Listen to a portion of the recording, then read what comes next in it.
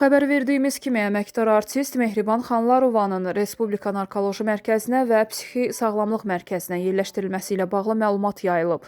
Aktrisa bununla bağlı paylaşım edib. O bildirib ki, narkotik istifadəçisi olmadığını sübut etmək üçün bu addımı atıb.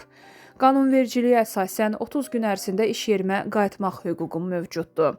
Lakin faktiki vəziyyət ondan ibarətdir ki, bu hüquqdan istifadə etməyim məqsədli şəkildə əngəllənir. Mənə qadağalar qoyulur.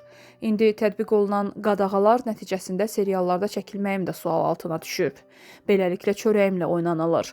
Mənə qarşı tətbiq olunan bu qadağaların fərqində olaraq təmiz adımı, ictimai nüfuzumu, 18 yaşımdan etibarən sənətdə illər boyu damla-damla alın təri ilə sizin qarşınızda qazandığım sevgini qorumaq üçün könüllü şəkildə həm narkoloji, həm də psixoloji testlərdən keçmişəm. Bu testlərin nəticələrini sizinlə açıq şəkildə bölüşürəm ki, gələcəkdə məni susturmaq məqsədi ilə düşmənlərim tərəfindən barəmdə hər hansı şər və böhtan atılacağı təqdirdə xalqımız bilsin. Alnım açıqdır.